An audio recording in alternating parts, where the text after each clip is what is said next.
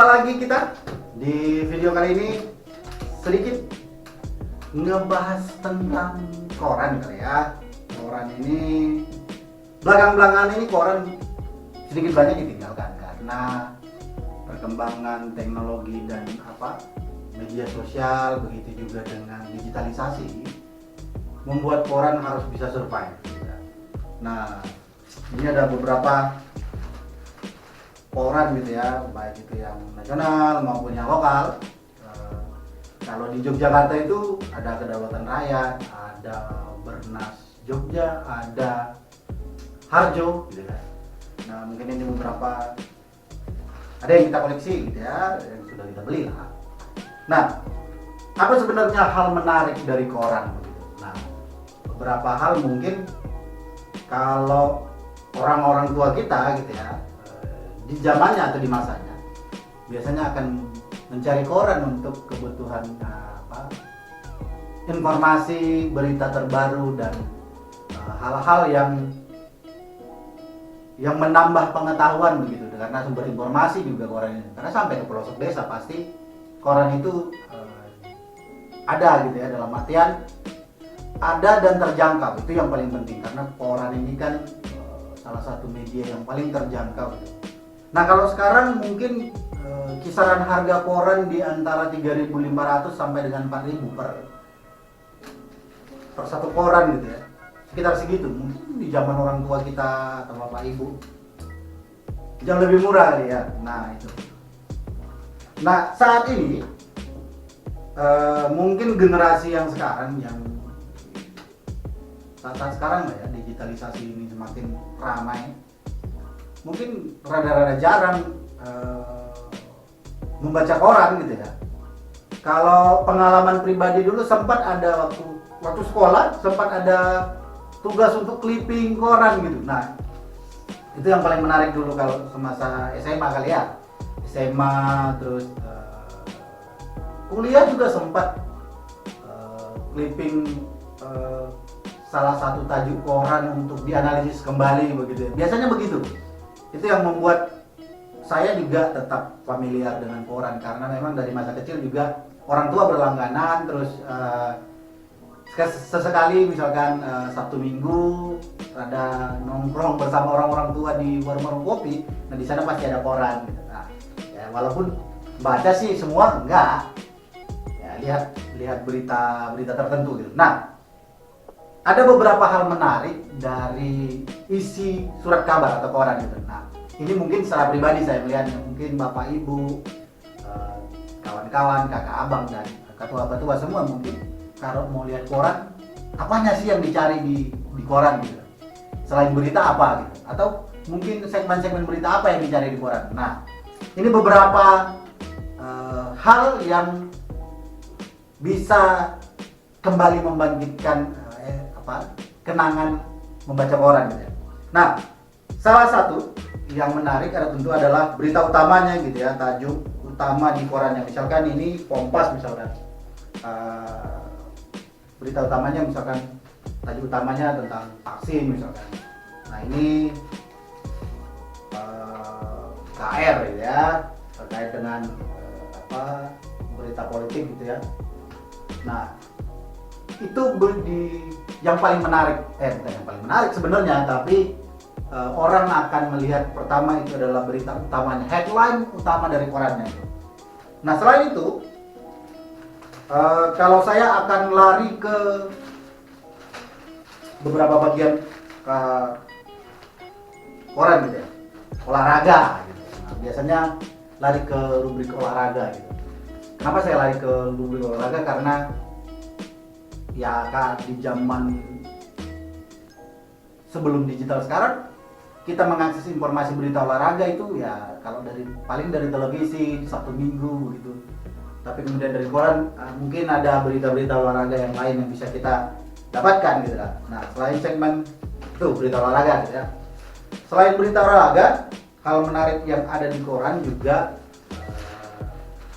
salah satunya mungkin kalau di hari-hari tertentu, biasanya hari-hari tertentu itu ada kayak tokoh-tokoh ditampilkan gitu lah, atau gaya hidup biasanya di Sabtu atau Minggu akhir pekan gitu ya, ada rubrik-rubrik mengulas satu tokoh, mengulas tentang gaya hidup begitu. Biasanya itu ada di hari-hari tertentu. Tapi berikutnya ya, hal menarik lainnya dari koran itu biasanya ada informasi terkait jadwal transportasi baik itu kereta api maupun pesawat udara. Biasanya di koran itu ada. Nah, di situ kita bisa mengecek informasi penerbangan dari kota A menuju A, pesawatnya apa, jam terbangnya berapa, jam terbangnya kapan gitu ya. Terus kalau kereta api biasanya dari kota A ke kota B, jenis keretanya apa, atau nama keretanya apa, terus jam berangkat jam berapa, terus tiba jam berapa. Itu hal menarik lainnya dari koran. Berikutnya yang menarik menurut saya lagi adalah ada TTS gitu ya, ada teka-teki silang yang di setiap koran biasanya itu ada. Karena itu jadi satu keasikan tersendiri setelah baca koran, capek membaca, kemudian ada kuis-kuis di koran ya. TTS itu ada teka-teki silang untuk diisi. Dan tak jarang kemudian sebenarnya TTS ini kalau dikirimkan kembali ke redaksi, kita akan, kalau kita beruntung gitu ya, kita akan diberikan hadiah begitu ya, sebagai hiburan gitu. Nah, itu soal TTS. Berikutnya di koran itu ada, biasanya ada karikatur kecil di pojokan gitu ya. Nah, karikatur ini atau di beberapa koran daerah biasanya disebut benar-benar terjadi misalkan gitu ya, tapi dikarikaturkan gitu, atau situasi politik dikarikaturkan. Biasanya memang lebih banyak persoalan-persoalan politik yang dikarikaturkan gitu. Selain karikatur juga ada apa, biasanya kalau di KR itu ada dompet KR namanya, dompet KR. Ini kalau di KR, mungkin di koran lain ada gitu. Jadi ini untuk menggalang dana sosial untuk kepentingan kebencanaan gitu ya. Biasanya koran akan mengumpulkan donasi dari para pembacanya dan kemudian disalurkan kembali ke yang membutuhkan gitu. Nah, itu selalu ada.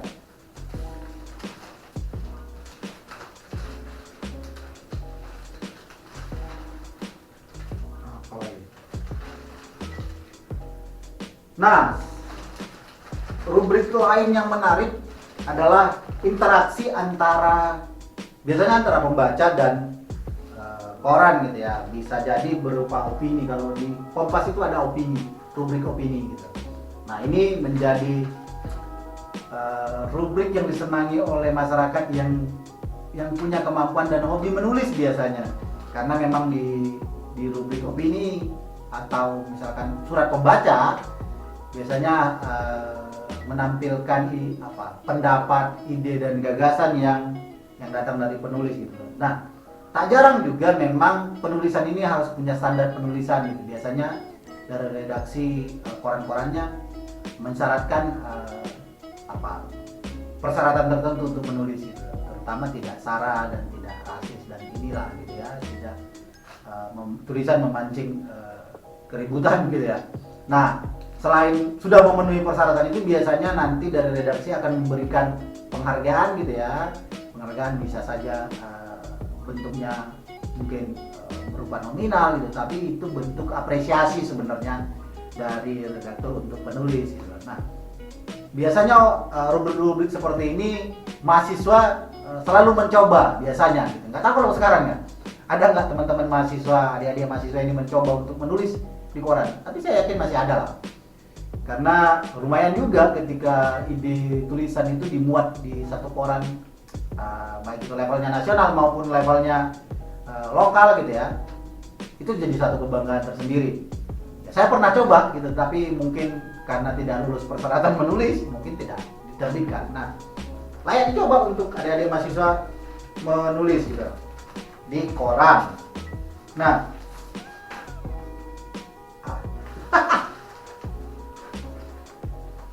ada beberapa mungkin yang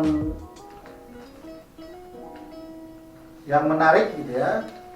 Tadi sudah saya sampaikan beberapa hal. Nah, salah satu yang menarik lagi ada informasi terkait perakhiran cuaca, perkiraan cuaca. Biasanya kecil, di kecil gitu ya. Ada perkiraan cuaca dan juga ada informasi terkait kurs antara penjualan rupiah dan pembelian gitu ya, kurs dolar gitu. Biasanya ada informasi itu, tapi sekarang lebih kecil. Nah, perkiraan cuaca ada perharinya biasanya.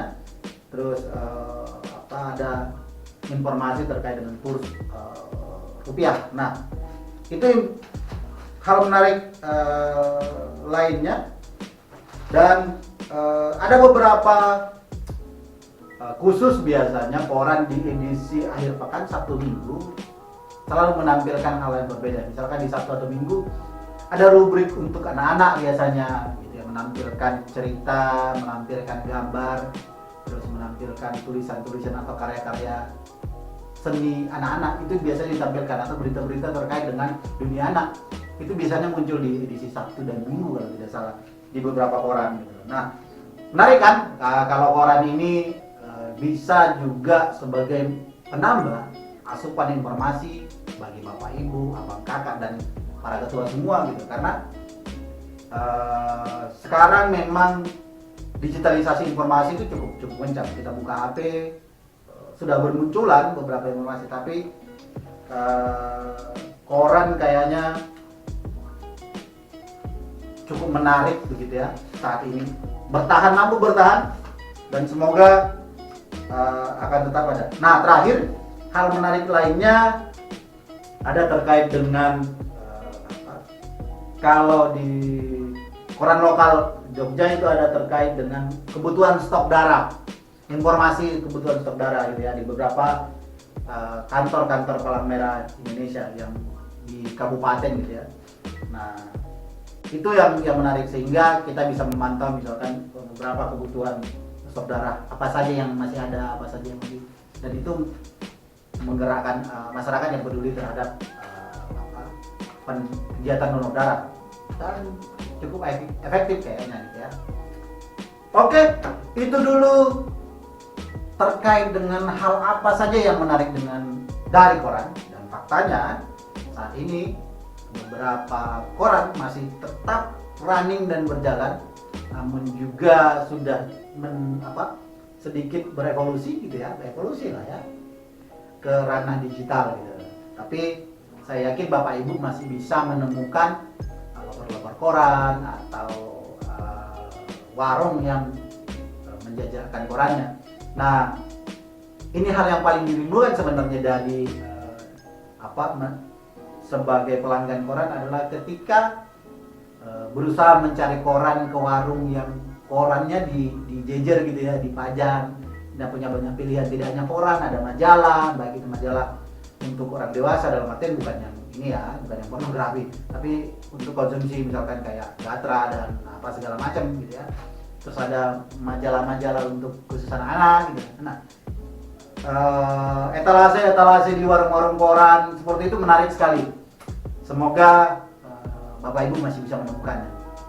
Itu dulu edisi kali ini terkait dengan beberapa hal yang menarik dari koran. Semoga edisi ini juga menarik untuk bapak ibu sekalian, untuk para ketua.